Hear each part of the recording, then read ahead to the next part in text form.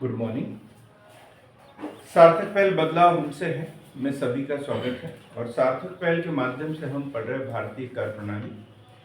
कर प्रणाली में हमने पढ़ा प्रत्यक्ष कर क्या है, अप्रत्यक्ष कर क्या है।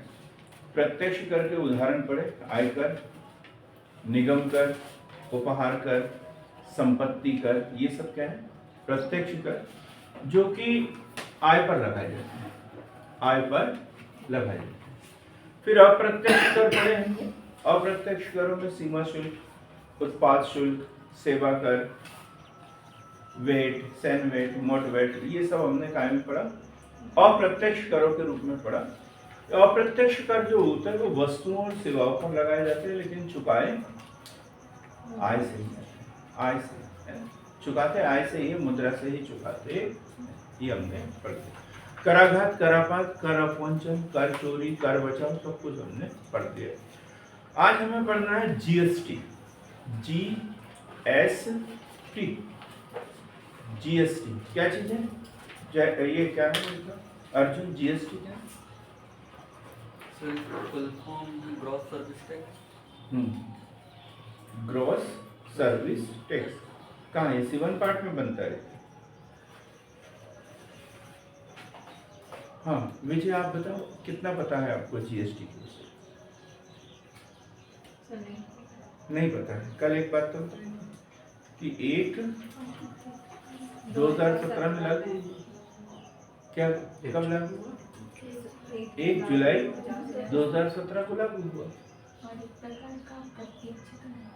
एक अप्रत्यक्ष कर है ना, एक देश एक कर, एक देश एक कर, ये जो धारणा है उस पर आधारित। पूरे देश में कर प्रणाली कैसी हो, एक जैसी हो। ऐसा नहीं कि मध्य प्रदेश में अलग कीमत पे वस्तु मिल रही है, महाराष्ट्र में अलग, कर्नाटक में अलग, अलग अलग कर प्रणाली रहेगी तो अलग अलग वस्तु बिकेगी।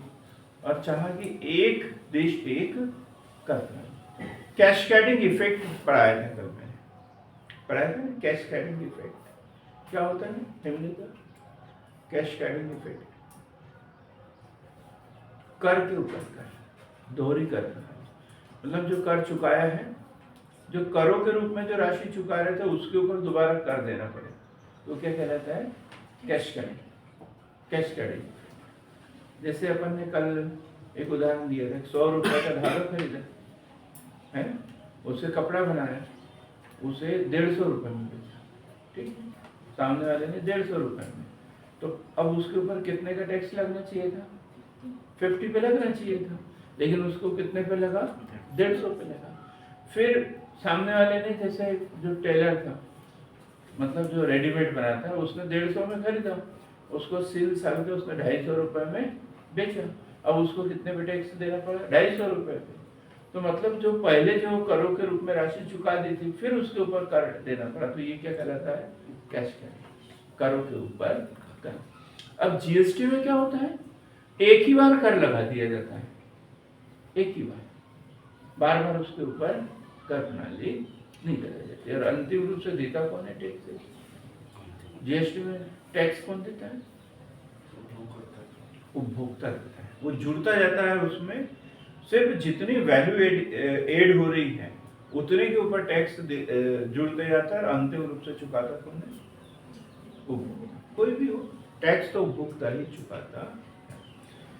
तो GST, goods and service tax, ये है इसका full form Arjun Kumar, goods and service tax, goods and service tax. Bharat आजाद कब हुआ? 15 अगस्त 1947, और ये लागू हुआ 2017 में। तो इतने सालों में 1947 से 2017 तक, या आज तक भी बोले तो अब तक कर प्रणाली में किया गया सबसे बड़ा परिवर्तन है। कर प्रणाली में किया गया सबसे बड़ा परिवर्तन है जीएसटी। क्वेश्चन बार बार पूछे जाता है इससे संबंधित। एक बार पूछ लिया था कि जीएसटी लगाने की अनुशंसा किस समिति के द्वारा की गई थी? मेरे ख्याल से 16 या 17 में पूछा गया था, किस समिति के द्वारा की गई। वो तो अप्रत्यक्ष कर से संबंधित था, चेलैया समिति, ये भी अप्रत्यक्ष कर ही है, और वो है केलकर समिति। क्या उत्तर था इसका? केलकर समिति। नहीं लिखो तो भी चल जाएगा, क्योंकि अपन डिटेल में पढ़ने वाले हैं इसको। पूरे विश्व में देखिए, हम विश्व परिदृश्य में देखें तो सबसे पहले जीएसटी कहाँ लगा था? स्वीडन। स्वीडन में लगा। किमने नहीं बताया? हाँ? फ्रांस में लगा। अब दोनों के बीच में क्या करें? एक स्वीडन बोल रहा है, एक फ्रांस बोल रहा है, दोनों सीनियर स्टूडेंट हैं, तो उसे ठीक करें। सर्वप्रथम जीएसटी को वेट के नाम से फ्रांस में 1994 में लागू किया। 1954 फ्रांस में 1954 में लागू किया गया। रूस में 1991 में, चीन में 1994 में,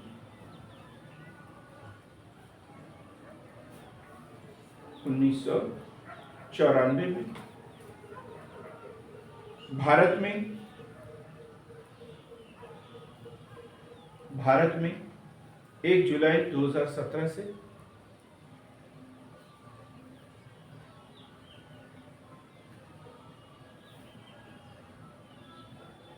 और यूएसए में कब से? यूएसए में कब से लागू हुई?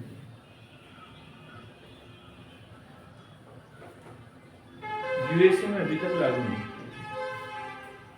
यूएसए में अभी तक लागू नहीं किया गया। उसका कारण भी है, जैसे भारत भी राज्यों का संघ है, वहां पर भी राज्यों का संघ है, वहां पर भी राज्यों का संघ है, लेकिन हमारे यहाँ क्या है? केंद्र सशक्त है। अब पॉलिटिकल साइंस में पढ़ा ना अपन ने, भारत में क्या है? केंद्र सशक्त है, एक देश एक संविधान है हमारे यार। वहां पर क्या है? प्रत्येक राज्य का अलग अलग संविधान है, तो इसलिए वहां पर सभी राज्यों को एक जैसा करना थोड़ा कठिन काम है। राज्यों को ज्यादा स्वतंत्रता दी है। हमारे यहाँ किस मॉडल को अपनाया गया है? अब तो उत्तर एकदम नजदीक पहुंच गया। किस मॉडल को? चाहे जीएसटी के किस मॉडल को अपनाया गया? संघ शब्द का इस्तेमाल करके तो बड़ा सरल कर दिए तुमने। कनाडा भाई, वहां जैसा संघ है वैसे हमारे यहाँ पर भी है, तो वही मॉडल जो है हमने अपनाया है। लिखेंगे भारतीय जीएसटी मॉडल कनाडा की उपभोग वेट मॉडल पर आधारित है।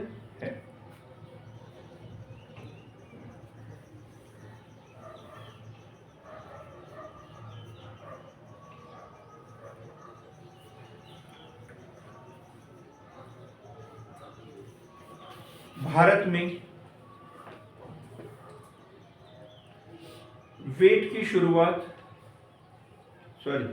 जीएसटी की शुरुआत सर्वप्रथम मॉडवेट के रूप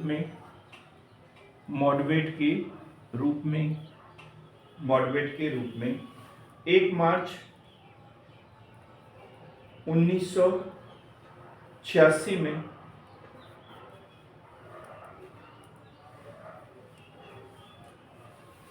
वीपी सिंह सरकार द्वारा लागू की गई।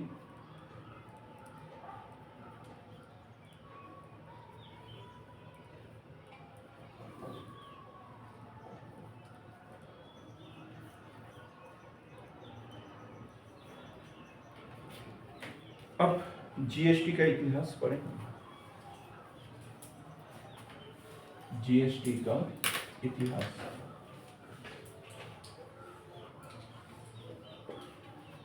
तो देखो वेट हमने पढ़ा।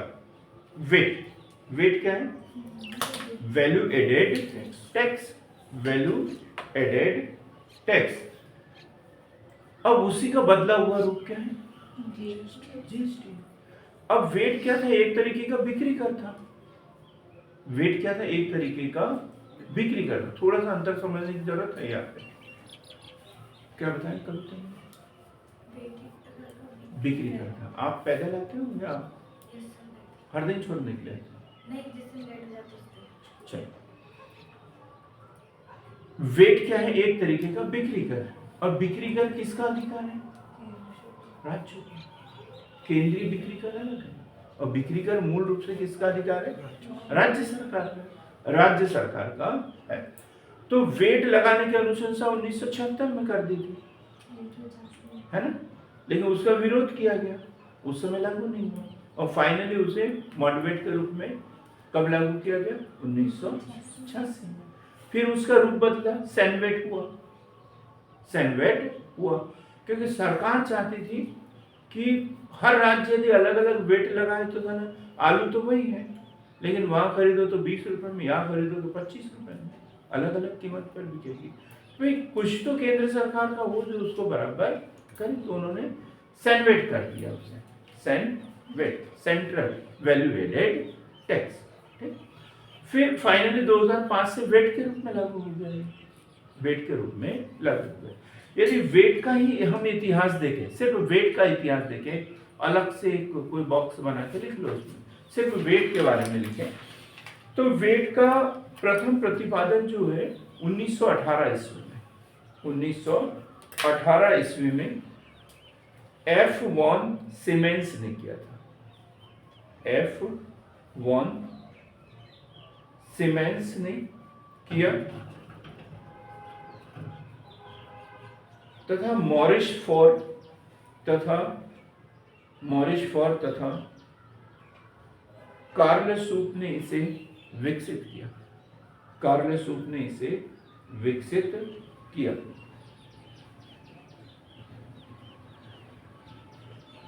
वेट सर्वप्रथम 1918 में जर्मनी में,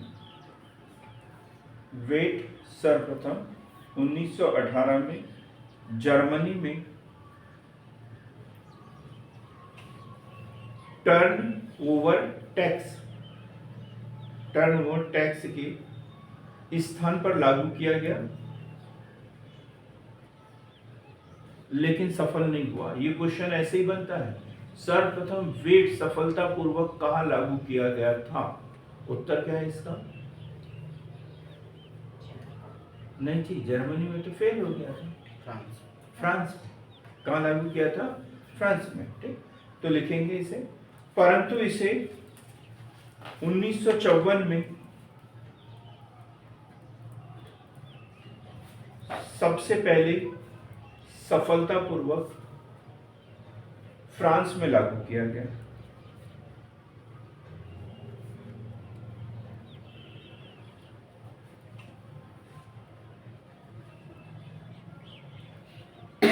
भारत में बता दिया हमने 1976 में एलके झा कमेटी ने अनुशंसा की थी इसकी कि वेट लगाना चाहिए, लेकिन लागू कब किया गया?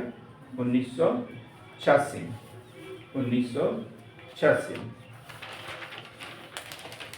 और फिर चेलैया कमेटी ने भी अनुशंसा की थी कि वेट लगना चाहिए। तो देखो, यही वेट का ही सुधरा हुआ रूप क्या है? जीएसटी। तो सर्वप्रथम बात करते हैं हम राजा जे चेलैया समिति। इतिहास पढ़ रहे हैं तो 1993 1993 राजा जे चेलैया समिति,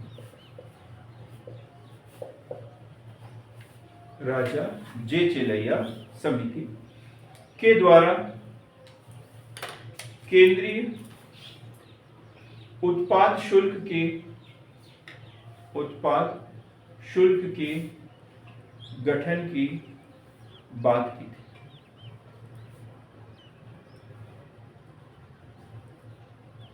केंद्रीय उत्पाद शुल्क के पुनर्गठन करने की बात की थी। केंद्रीय उत्पाद शुल्क तो पहले से लग रहा था, लेकिन अलग अलग दरें थी उसकी, तो इसलिए इन्होंने बोला राजा जे चेलैया समिति अप्रत्यक्ष कर सुधार से संबंधित ये समिति है। तो इन्होंने बोला कि आप अप्रत्यक्ष करों पर कुछ अनुशंसाएं दीजिए। तो इन्होंने अपनी रिपोर्ट में बताया कि केंद्रीय उत्पाद शुल्क जो है उसका पुनर्गठन करना चाहिए। हम बात करते हैं 1999-2000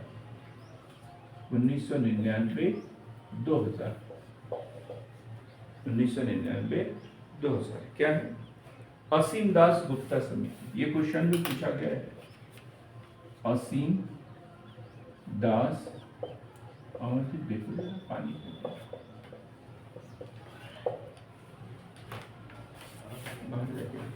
असीम दास गुप्ता समिति। असीम दास गुप्ता समिति कब? 1999-2000। कौन थे असीम दास गुप्ता? कहाँ के? पश्चिम बंगाल। गुड। पश्चिम बंगाल के वित्त मंत्री की अध्यक्षता में पश्चिम बंगाल के वित्त मंत्री की अध्यक्षता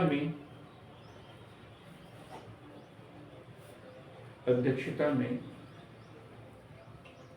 जीएसटी पर विचार विमर्श करने हेतु एक समिति का गठन किया। जीएसटी पर विचार विमर्श हेतु एक समिति का गठन किया।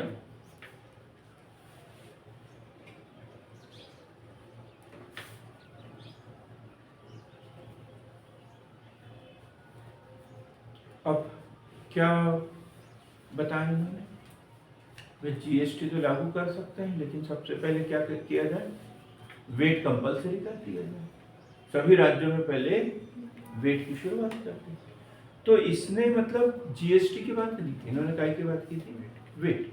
कि प्रत्येक राज्य में वेट लागू कर दिया जाए और इसी समिति की अनुशंसा के बाद में वेट लागू किया जाए। अब हम बात करते हैं 2002 में। 2002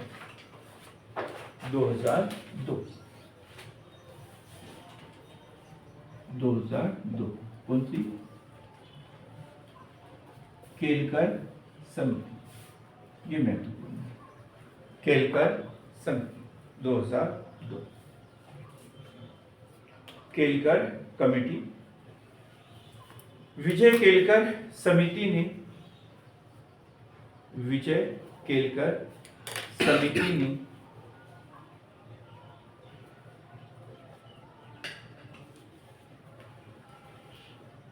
वेट सिद्धांत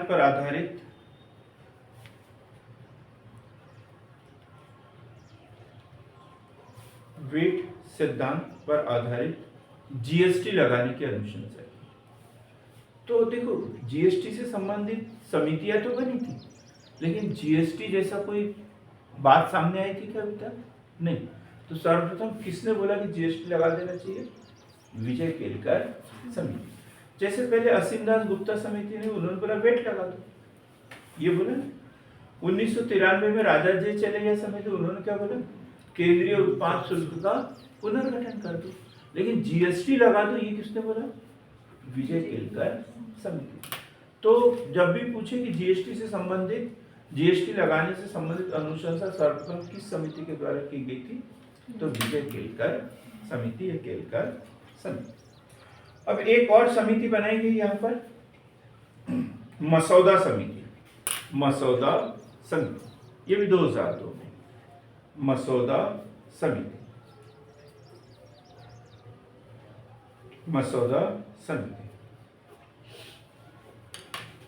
केलकर कमेटी के विषय में एक लाइन और जोड़ देंगे। केलकर समिति ने अपनी रिपोर्ट में 2005 में जीएसटी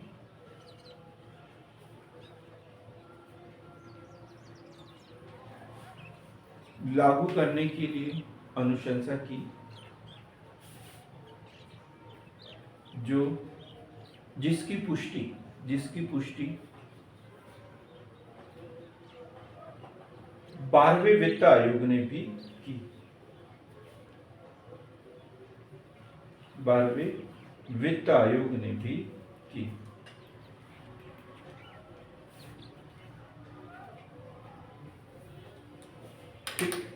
अब लिखेंगे कि मसौदा समिति। मसौदा समिति ये भी 2003 में गठित हुई थी, मसौदा समिति।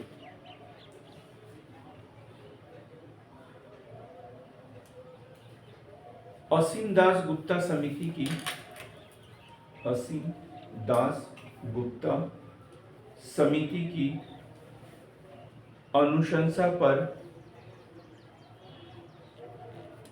क्या बोला था असीम दास गुप्ता समिति ने? वेट लागू कर दो, ये बोला था सभी राज्यों को। और वेट क्या है? एक तरीके का बिक्री कर, बिक्री कर लगाने का अधिकार राज्य सरकार को। तो उन्होंने इसमें मसौदा समिति में क्या किया, जितने भी राज्य थे उन सबके मुख्यमंत्रियों की बैठक करने की बात की, तो सब लोग मिलकर विचार करें, वो मसौदा समिति थी। ठीक, तो असीम दास गुप्ता समिति की अनुशंसा पर राज्य के वित्त मंत्रियों से मिलकर, वित्त मंत्रियों से मिलकर एक विशेषाधिकार प्राप्त समिति का गठन किया,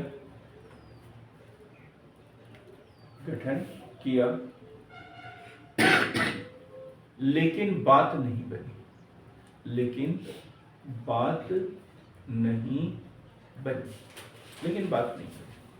जैसा चाह रहे थे वैसा कोई अंतिम निर्णय तक नहीं पहुंचा, क्योंकि इसमें तो क्या विरोध होते रहता है।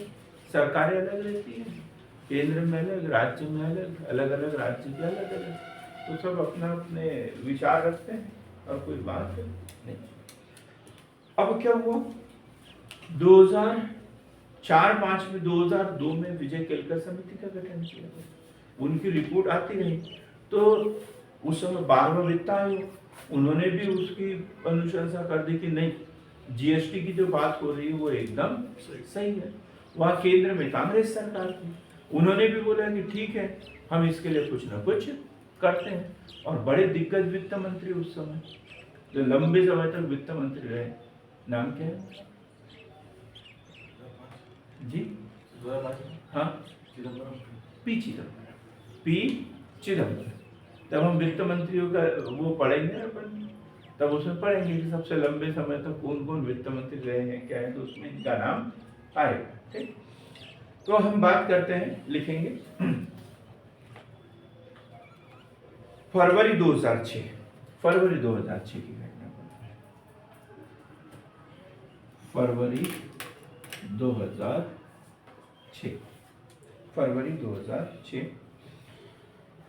2006 में वित्त मंत्री चिदम्बरम ने 1 अप्रैल 2010 से, वित्त मंत्री पी चिदम्बरम द्वारा 1 अप्रैल 2010 से जीएसटी लागू करने की बात की, जीएसटी लागू करने की बात की 1 अप्रैल 2010 से। 1 अप्रैल 2010 कब घोषणा की गई है? कब घोषणा की गई थी? फरवरी 2006 में। 4 साल बाद लागू करेंगे। क्यों? क्योंकि उसका पूरा ढांचा संसद में पास करवाना पड़ेगा, राज्यों की सहमति लेना पड़ेगा, लंबा काम है ये, क्योंकि ये टैक्स प्रणाली से संबंधित सुधार है, और टैक्स प्रणाली से संबंधित सुधार जो होता है उसमें राज्यों का हित जुड़ा होता है, और राज्यों का हित जुड़ा होने के कारण आधे से अधिक राज्यों की सहमति लेना आवश्यक होता है इसमें। और चूंकि संवैधानिक सुधार करना है इसमें, तो दोनों सदनों को अलग अलग पारित भी करना है। एक सदन नहीं बोल देता है तो फिर वो खत्म हो जाता है, वहीं पे गतिरोध का सवाल ही नहीं उठता है इसमें। 108 के तहत विशेष अधिवेशन भी इसमें नहीं बुलाया जा सकता, तो इसलिए उन्होंने समझ लिया कि पूरा मसौदा तैयार करें और उसके बाद में इसे लेके आया जाए। अब क्या हुआ, सत्ता परिवर्तन धीरे धीरे उसमें वहां पे इन्होंने लाया तो था विधेयक के रूप में, लेकिन आगे लिखेंगे 2011 में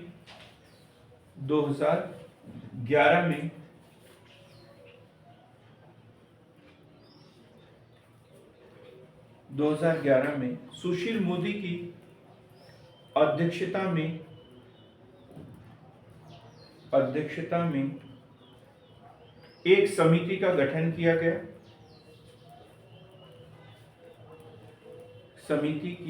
समिति का गठन किया गया। समिति की सिफारिशों के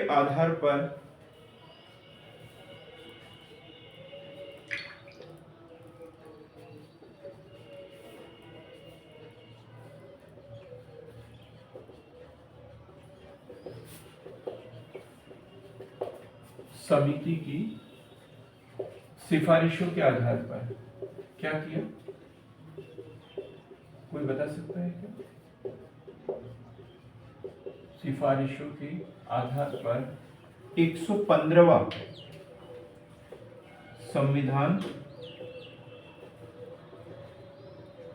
संशोधन, क्या आएगा शब्द यहाँ पे, क्या विधेयक, अधिनियम तो नहीं आएगा, विधेयक। अब विजया बताएंगे विधेयक और अधिनियम में क्या अंतर है, बिल और एक्ट में क्या अंतर है? सर विधेयक में जब राष्ट्रपति के हस्ताक्षर हो जाती है, हाँ, उसके बाद वो विधेयक बन जाता है। नहीं, विधेयक पर जब राष्ट्रपति के हस्ताक्षर हो जाते हैं तो फिर वो क्या अधिनियम बन जाता है। अब ऐसे विधेयक तो कई लाते हैं, पास होते हैं, कुछ फेल भी हो जाते हैं। तो 115वें नंबर का विधेयक लाया था, अधिनियम नहीं 115वां, ठीक है, याद रखना। 115वां संशोधन विधेयक लोकसभा में लाया गया, जिसमें जीएसटी की अधिकतम दर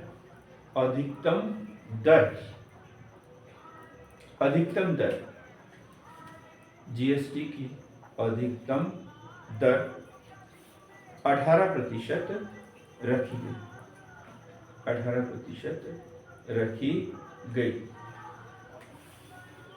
लेकिन विपक्ष द्वारा इसका विरोध किया गया।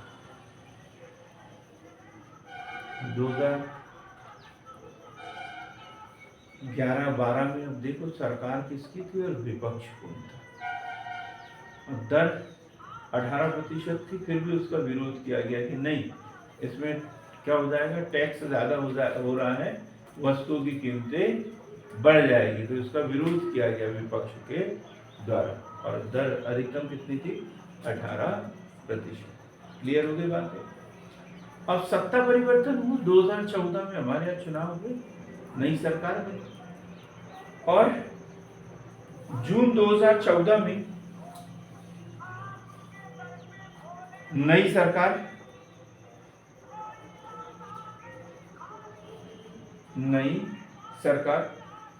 एनडीए की सरकार पुनः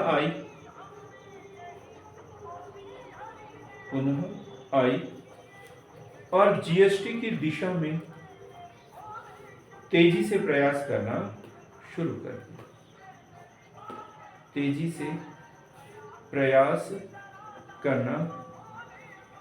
शुरू कर दिया।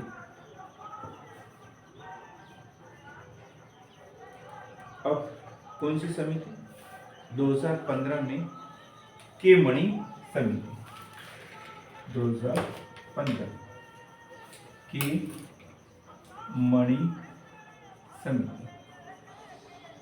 के मणि समिति किस सरकार ने गठन किया इसका, एनडीए सरकार।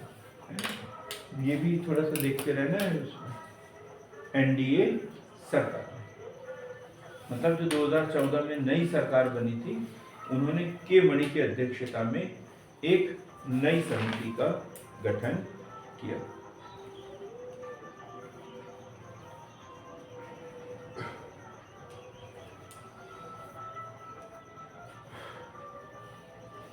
19 दिसंबर 2014 में 19 दिसंबर 2014 में 122वां संविधान संशोधन विधेयक लोकसभा में लाया गया। लोकसभा में लाया गया। कौन सा विधेयक था? 122वां लोकसभा में लाया गया। वह 6 मई 2015 में लोकसभा द्वारा पारित कर दिया गया। पारित कर दिया गया। कब?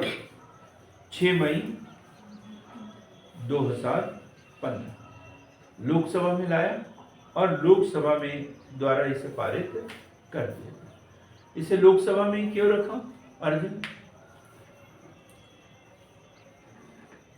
सर बिल लोकसभा में जी, क्योंकि ये धन विधेयक भाई करों से संबंधित है, मतलब धन विधेयक है।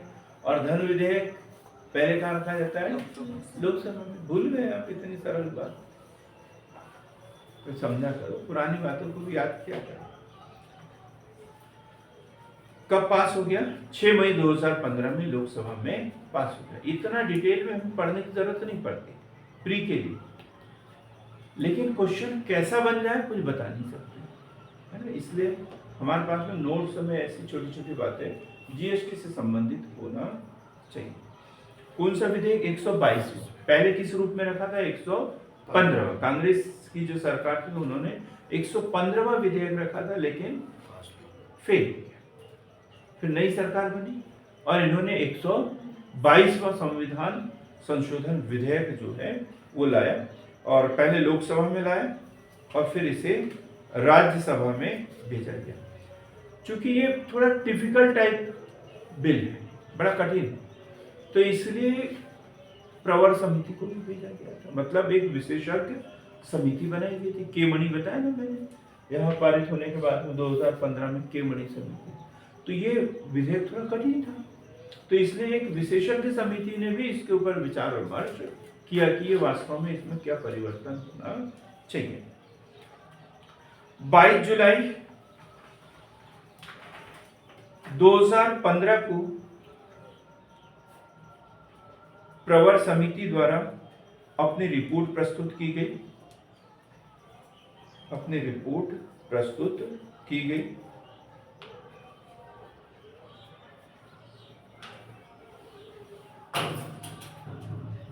एक अगस्त 2016 को 1 अगस्त 2016 को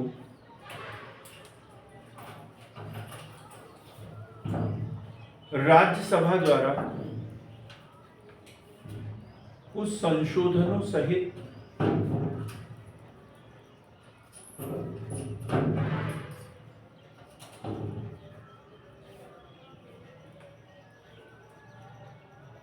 बिल प्रस्तुत किया गया।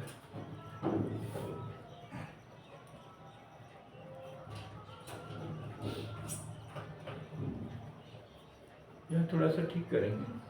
देखो, प्रवर समिति ने कुछ भेजा होगा, उसके बाद में राज्यसभा में कब प्रस्तुत किया गया? 1 अगस्त 2016। बस इतना सा रखेंगे। राज्यसभा में कब प्रस्तुत किया गया इसे? 1 अगस्त 2016। 3 अगस्त 2016 को राज्यसभा द्वारा कुछ संशोधनों के साथ इस बिल को पास कर दिया गया। अब कहां जाएगा ये विधेयक? सीधा कहां जाना चाहिए? राष्ट्रपति महोदय के पास में। लेकिन यहाँ कुछ दिक्कत हो गई। दिक्कत क्या होगी? संशोधन कर दिए राज्यसभा में, मतलब जैसा का वैसा पास किया क्या उसे? नहीं, उस संशोधनों के साथ में भेजा। तो अब कहा जाएगा फिर से लोकसभा के पास में। अब लोकसभा यदि जैसा का उसे स्वीकृत कर देती राज्यसभा के, तो कहा जाएगा राष्ट्रपति के पास में। अब यह दिक्कत हो गई जरा सा। तो अब क्या लिखेंगे? 8 अगस्त 2016 को 8 अगस्त 2016 को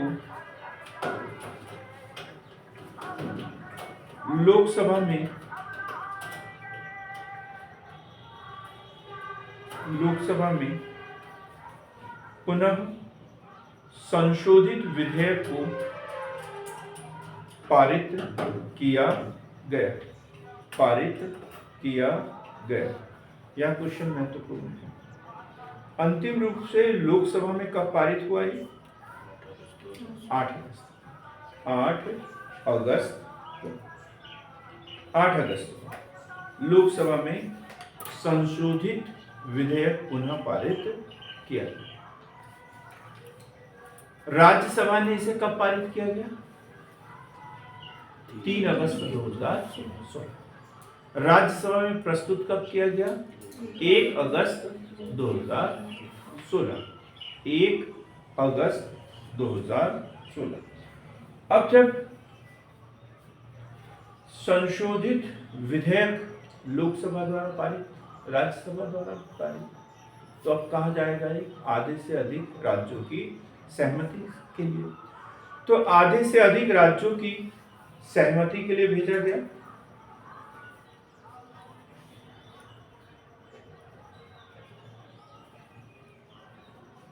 जिसमें 12 अगस्त को आसाम ने पारित किया गया। इसके बाद दूसरे नंबर पर बिहार, राजस्थान, जम्मू कश्मीर, इन सब राज्यों द्वारा पारित किया गया। नहीं, असम नहीं, सॉरी, राजस्थान नहीं। राजस्थान के संबंध में एक क्वेश्चन बनता है। देखो, आधे से अधिक राज्य से पारित होना चाहिए। अब हम कब की बात कर रहे हैं? 2016 की। 2016 कितने राज्य थे उस समय?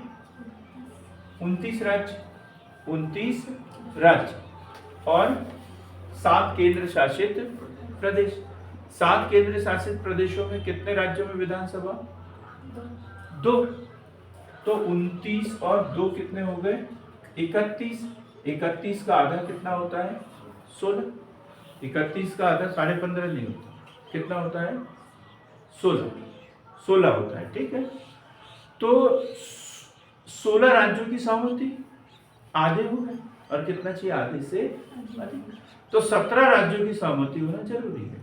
ये 2 वो है जिन राज्यों में विधानसभा है, तो विधानसभा द्वारा भी स्वीकृति देना जरूरी है। ठीक, तो जैसे ही 17वां राज्य कौन सा बना? राजस्थान। 17वां राज्य राजस्थान। पहले नंबर पे आसाम, दूसरे नंबर पे बिहार था, और फिर जम्मू कश्मीर वगैरह से सब राज्यों ने सहमति देते गए धीरे धीरे, और 17वां राज्य राजस्थान बना। और जैसे ही राजस्थान ने स्वीकृति दे दी, अब कहाँ भेज दिया उसे? उस बिल को कहाँ भेजा? राष्ट्रपति महोदय के पास स्वीकृति के लिए। 8 सितंबर 2016 को 8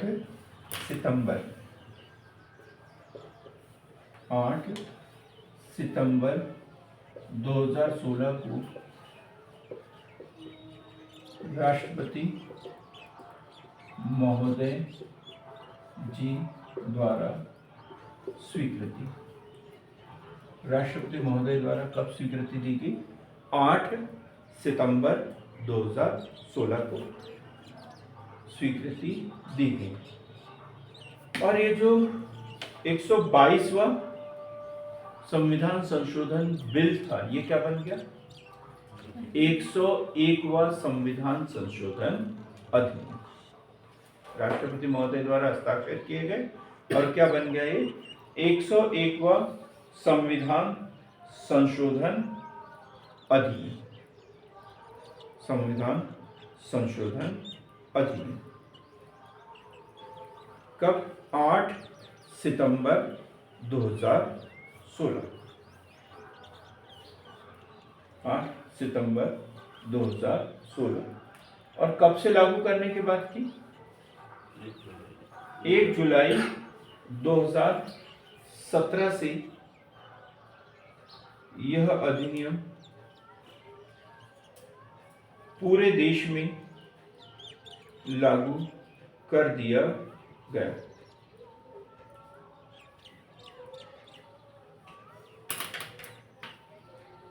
कौन कौन से अनुच्छेद इसमें प्रभावित हुए? तो 3 अनुच्छेद लिखेंगे जहां जीएसटी के बारे में जानकारी है।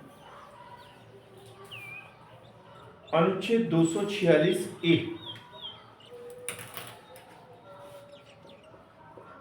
246A, अनुच्छेद 246A, जीएसटी के संबंध में नई व्यवस्था, जीएसटी के संबंध में नई व्यवस्था, जीएसटी के संबंध में नई व्यवस्था। एक है 269A, आर्टिकल 269A, 269A क्या है अमरदीप? इसमें परिभाषा नहीं, अभी लिखने दो। 269A इसमें लिखेंगे अंतरराज्यीय व्यापार के संबंध में, अंतरराज्यीय व्यापार के संबंध में जीएसटी का लगाना तथा जीएसटी का लगाना तथा वसूल करना, जीएसटी का लगाना तथा वसूल करना। काय में दिया है ये 269A। एक है 279A, 279A, ये क्वेश्चन पूछा गया पीएससी में। 279A भाई जीएसटी लागू होगा, नई कर प्रणाली होगी, तो उसके लिए कोई संस्थान भी बनेगा, कोई समिति बनेगी, तो क्या बनाया है? जीएसटी काउंसिल, जीएसटी काउंसिल लिखेंगे इसमें। जीएसटी काउंसिल, जीएसटी काउंसिल का गठन 269A।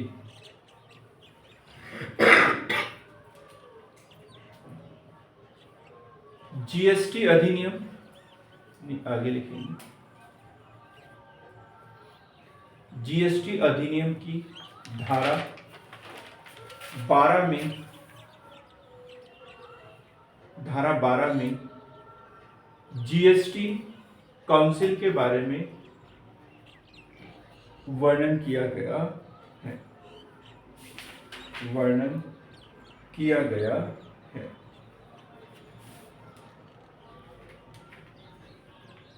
जीएसटी काउंसिल के बारे में वर्णन किया गया है। अब हम बात कर लेते हैं जीएसटी के उद्देश्य, क्यों लाया गया जीएसटी।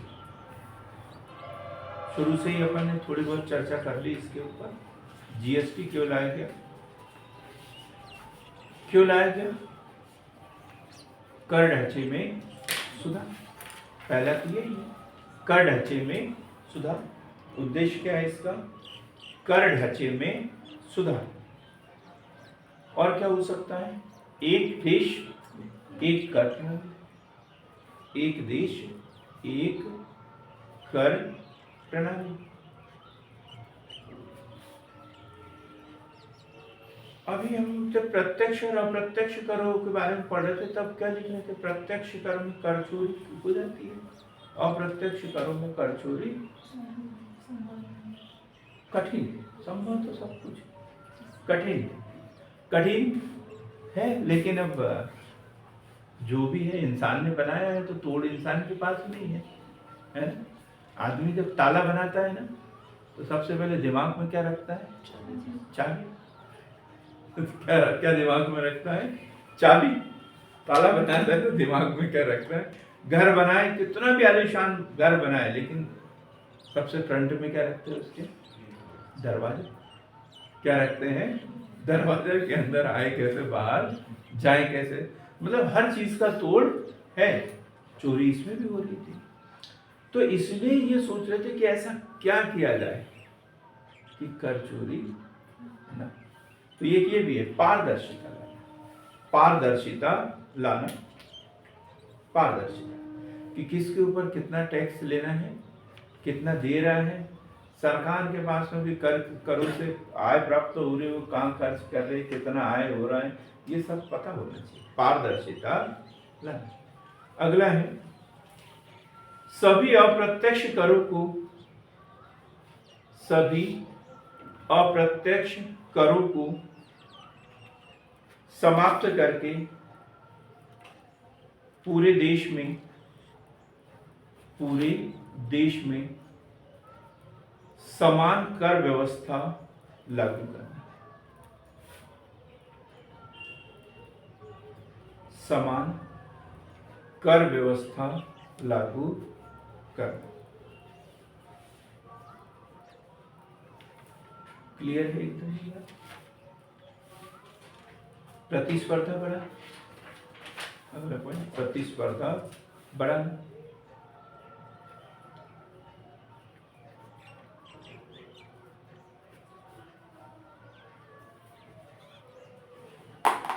प्रतिस्पर्धा बढ़ाना मतलब राज्यों के बीच में प्रतिस्पर्धा बढ़ाना, है ना। अब एक जैसी कर प्रणाली रहेगी तो कोई राज्य ये नहीं बोल सकता कि हमारे कर प्रणाली कम है या ज्यादा है या ये है या वो है। वे महाराष्ट्र से एमपी में चीज इसलिए नहीं आ रही क्योंकि महाराष्ट्र अधिक कीमत पे देता है, टैक्स लगा देता है। अब कोई भी राज्य में उत्पादन हो, किसी भी स्टेट में भेजो, कर प्रणाली कैसी रहेगी? एक जैसी।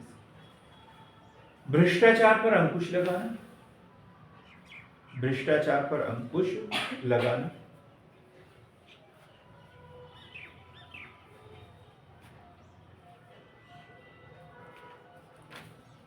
भ्रष्टाचार पर अंकुश लगाना।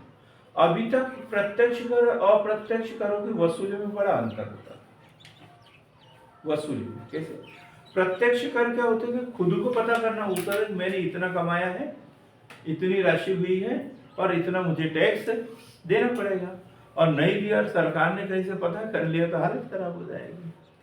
पर अप्रत्यक्ष कर काय में लगे हुए थे? कीमत में लगे हुए होते थे, तो इसलिए उसमें ज्यादा जागरूकता थी नहीं, है ना। अब कुछ लोग टैक्स दे रहे, कुछ नहीं दे रहे, व्यापारी वगैरह कई बार टैक्स दे ही नहीं पा रहे थे। अब इसमें क्या कर दिया? एक ऑनलाइन रजिस्ट्रेशन कर दिया, पंजीयन कर दिया, उनका पूरी एंट्री हो गई। जैसे प्रत्यक्ष कर व्यक्ति की जिम्मेदारी है, अब इसमें क्या कर दिया? अप्रत्यक्ष कर भी व्यापारी की जिम्मेदारी। तो ये इस तरीके से क्या होगा? राजस्व वसूली में बड़ी आसानी होगी। अब सरकार को कहीं जाना है क्या टैक्स मांगने के लिए? नहीं। अब जैसे प्रत्यक्ष कर में व्यक्ति स्वयं जाता है टैक्स देने के लिए, अप्रत्यक्ष करों में भी व्यापारी स्वयं ही टैक्स चुकाते रहता है। तो लिखेंगे कर वसूली में या राजस्व वसूली में आसानी, राजस्व वसूली में आसानी, राजस्व वसूली में आसानी।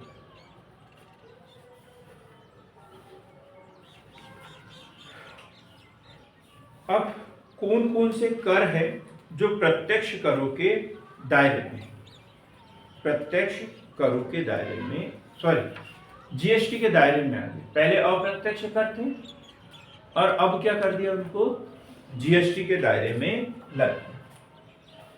तो जीएसटी के दायरे में आने वाले अप्रत्यक्ष कर, तो ये केंद्र सरकार के हो गए और दूसरे राज्य सरकार, राज्य सरकार मतलब ऐसे अप्रत्यक्ष कर जो पहले केंद्र सरकार वसूल करती थी अलग से, अब वो जीएसटी में चले गए। और ऐसे अप्रत्यक्ष कर जो राज्य सरकार वसूल करती थी वो भी जीएसटी के दायरे में आ गए। तो पहले केंद्र सरकार के लिखेंगे, यहाँ क्वेश्चन बड़ा इंपॉर्टेंट है पीएससी के लिए। तो केंद्र सरकार द्वारा जो वसूल किए जाते थे, लेकिन अब जीएसटी के दायरे में या जीएसटी में मर्ज हो गए हैं, वो अप्रत्यक्ष कर है। नंबर 1 केंद्रीय उत्पाद शुल्क, केंद्रीय उत्पाद शुल्क, केंद्रीय उत्पाद शुल्क। दूसरा अतिरिक्त उत्पाद शुल्क, अतिरिक्त उत्पाद शुल्क। सेवा कर, तीसरे नंबर पे सेवा कर। चौथे नंबर पर लिखेंगे केंद्रीय बिक्री कर।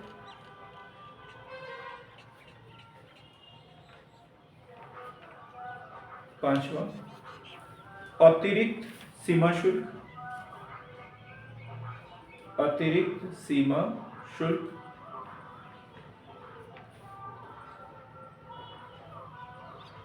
छठवा विशेष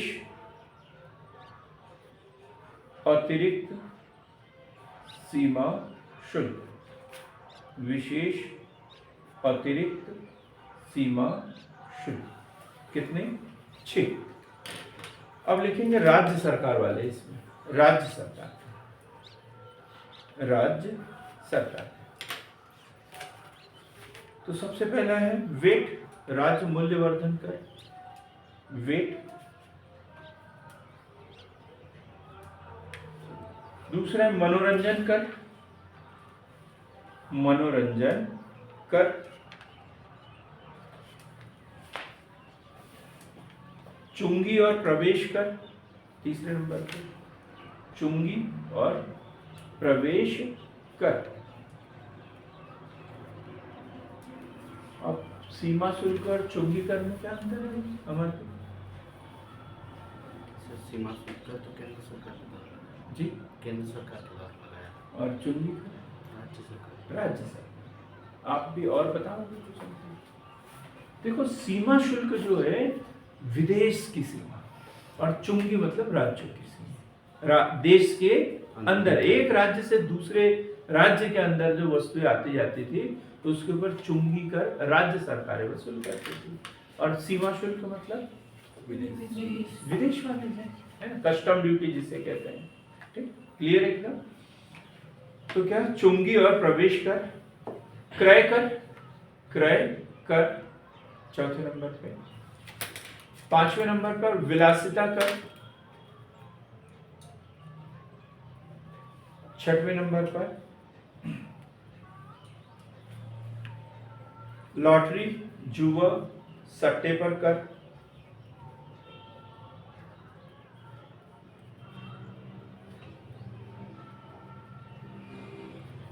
और एक कॉमन जो है वो है अधिभार और उपकर, अधिभार और उपकर।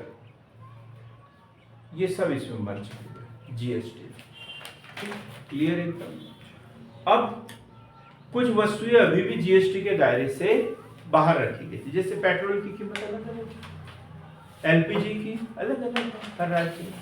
तो ये क्या है? जीएसटी के दायरे के बाहर रखी हुई है।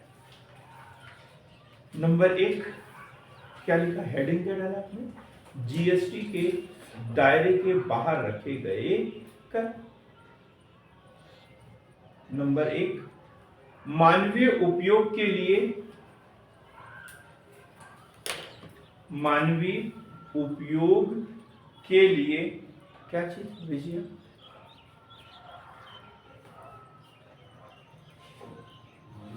जी जोर से बोलो, ऊंची आवाज। भोजन, भोजन बोलो। भोजन तो जीएसटी में है। हाँ? क्या? एल्को है। गुड, ये आदमी सही बोलता है, ये आदमी एकदम सही बोलता है। नशीली शराब, नशीली शराब ये जीएसटी के दायरे से बाहर है। हरदा में रहने वाले होशंगाबाद से लाते थे शराब, बोलते वहां पे सस्ते में मिल जाती है ना, क्योंकि बड़ा शहर ज्यादा टैक्स, छोटा शहर कम टैक्स, ये वो अलग अलग तरीके के इसमें जितना चाहे उतना टैक्स वसूल कर सकते, क्योंकि ये जीएसटी के दायरे से बाहर। दूसरा, सीमा शुल्क। अब देखो आपको लग रहा होगा सीमा शुल्क तो उसमें शामिल कर दिया, लेकिन देखो क्या क्या लिखा है उसमें, केंद्र सरकार अतिरिक्त उत्पाद शुल्क, नहीं कौन सा है, अतिरिक्त सीमा शुल्क और विशेष अतिरिक्त सीमा शुल्क, ये शामिल है। सीमा शुल्क शामिल है क्या? नहीं, सीमा शुल्क शामिल नहीं। तो फिर सीमा शुल्क जीएसटी में कैसे शामिल हो सकता है, क्योंकि वो तो बाहर से आ रही है ना, तो इसलिए वो सीमा शुल्क कभी जीएसटी में शामिल हो ही नहीं सकता। फिर तीसरी चीज है 5 पेट्रोलियम उत्पाद, 5 पेट्रोलियम उत्पाद।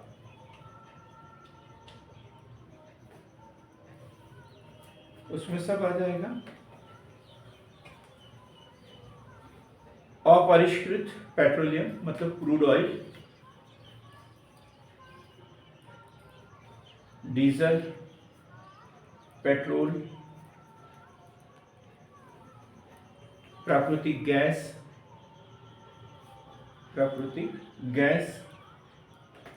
व ईंधन, विमानन ईंधन, प्रणोदक जिसे बोलते हैं, है ना, वो एटीएफ, विमानन ईंधन। ये सारी चीजें जो है जीएसटी के दायरे से बाहर है, जीएसटी के दायरे से बाहर है। तो इस तरीके से आज हमने जीएसटी की एक, भारत कैसे शुरुआत हुई, विश्व स्तर पर भारत में क्या क्या संविधान संशोधन किए, ये सब कुछ हमने पढ़ने की कोशिश की है। अब जीएसटी में कितनी कर प्रणाली है, कर आधार क्या है, कितने प्रकार के, 5%, 12%, 18%, 28%, 0%, जीएसटी काउंसिल उसकी बैठक है, इसके विषय में हम अगले वीडियो में चर्चा करेंगे। तो आज की क्लास जितनी महत्वपूर्ण रही है, अगली क्लास भी उतनी महत्वपूर्ण रहेगी, तो सभी लोग उसे भी अटेंड करें। सार्थक पहल के साथ बने रहने के लिए, जुड़ने के लिए बहुत बहुत धन्यवाद।